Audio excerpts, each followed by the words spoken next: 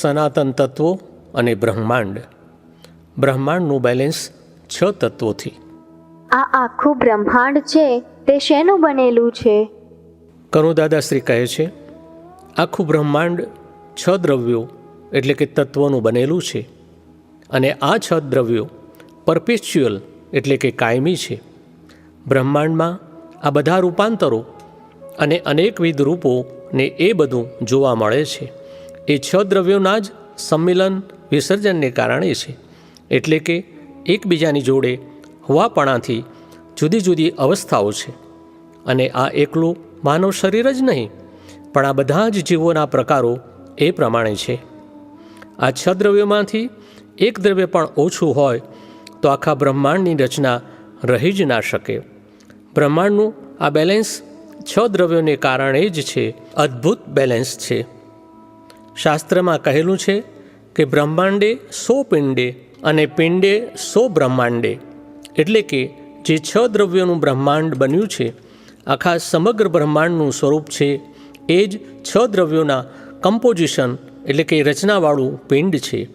પિંડ એટલે આ પ્રકૃતિ શરીર. પિંડ એ જ બ્રહ્માંડ. આ એ અર્થમાં છે કે આખા બ્રહ્માંડની બધી સૃષ્ટિ એની રચના આખી બ્રહ્માંડી છે. એ પિંડમાં સમાયેલી છે. એ સૈદ્ધાંતિક સ્વરૂપે સમાયેલું છે.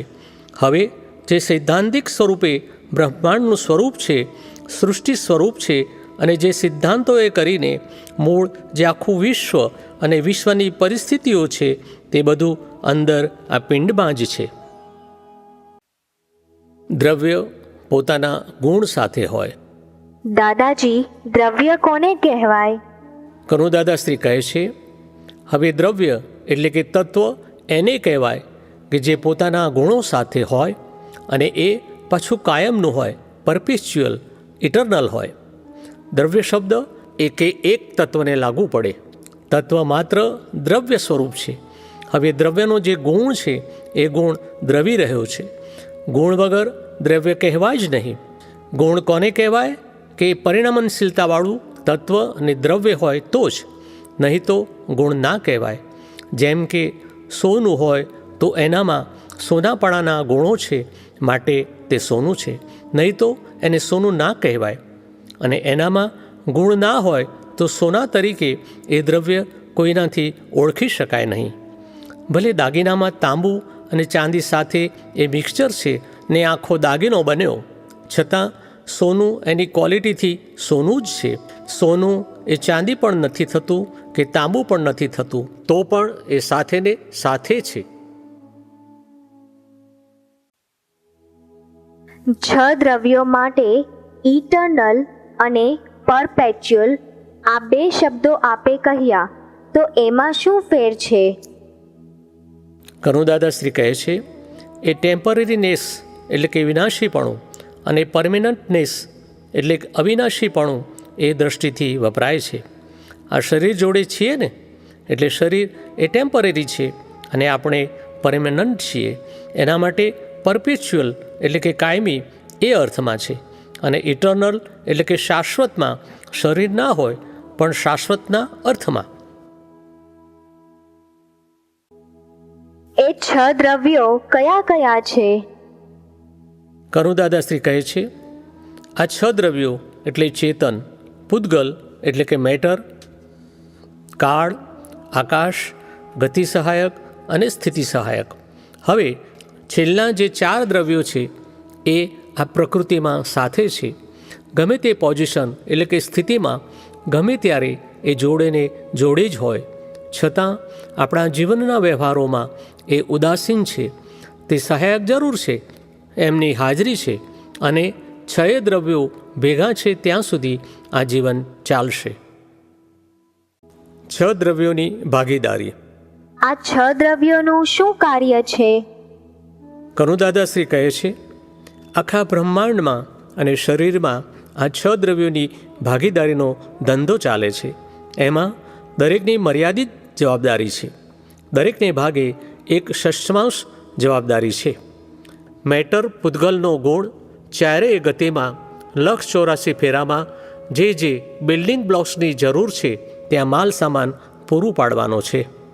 કાળનો ગુણ બધી અવસ્થા ચેન્જ કરવાનો છે. આકાશનો ગુણ આ ધંધાને ચલાવવા માટે જગ્યા આપવાનો છે, એની અનંત જગ્યા આપવાની ક્ષમતા છે, અવગાહના આપવાની શક્તિ છે. આકાશની અનંત શક્તિઓમાંની મુખ્ય શક્તિ અવગાહક શક્તિ છે. દરેક તત્વને પોતાની અનંત શક્તિઓ છે. ગતિ સહાયક અને સ્થિતિ સહાયક તત્વનો ગુણ માલ સામાનને ગતિ ને સ્થિતિમાં સહાયક થવાનો છે અને આત્માનું કાર્ય આ બધાની દેખભાળ રાખવાનું છે. એ આત્માને લીધે છએ ભાગીદારોમાં ભાગીદારીના ધંધામાં વસંત ખીલી ઉઠે છે. નહીં તો આ ધંધામાં બરકત જ ના આવે.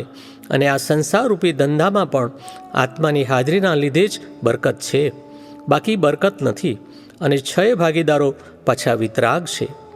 હવે ભાગીદારો કહ્યા ત્યારે ભાગીદારોનો અર્થ આપણે સંસારી ભાષામાં શું લેવો?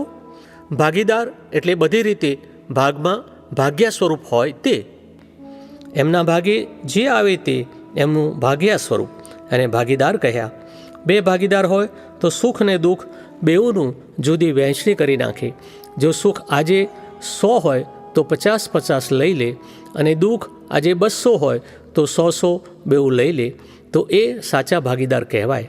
પણ પેલા 100 દુઃખની વહેંચણીને બદલે કહે 200 તારા અને મારું 0 દુઃખ, એવું કરવા જાય તે સાચો ભાગીદાર નહીં, એ વિતરાગ ભાગીદાર નહીં. મનુષ્ય શરીર અને 6 દ્રવ્યો.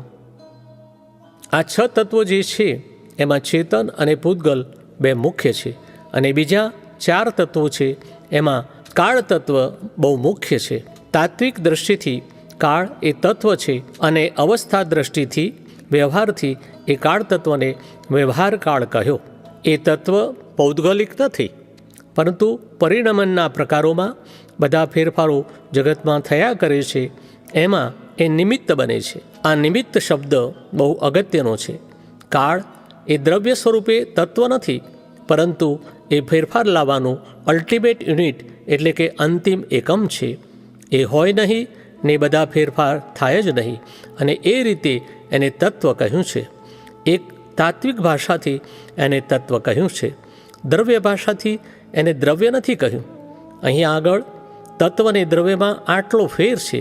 બંને પરપેચ્યુઅલ છે, પરંતુ એ કાળના સંદર્ભમાં સમજવા માટે આપણે આ સમજવાનું એ ઔપચારિક દ્રવ્ય છે.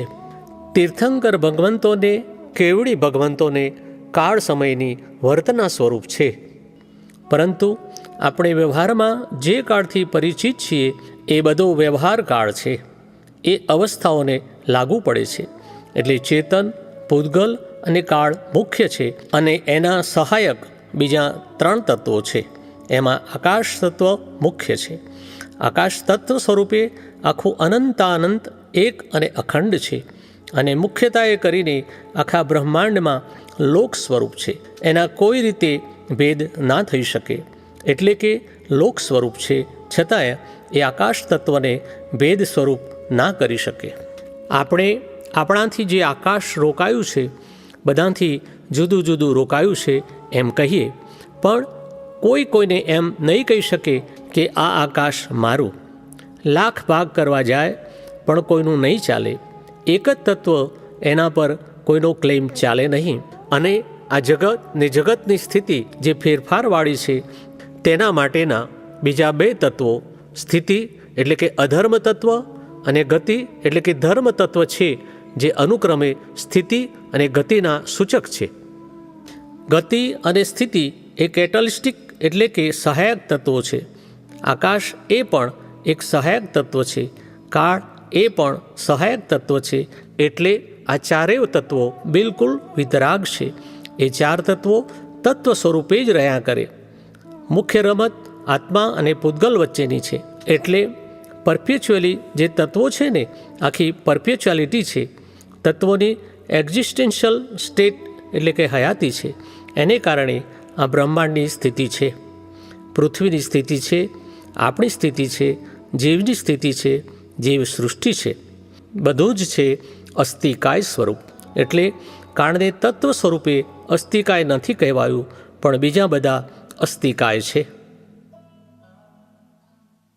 દાદાજી, આ 6 તત્વોને વિસ્તારથી સમજાવો ને.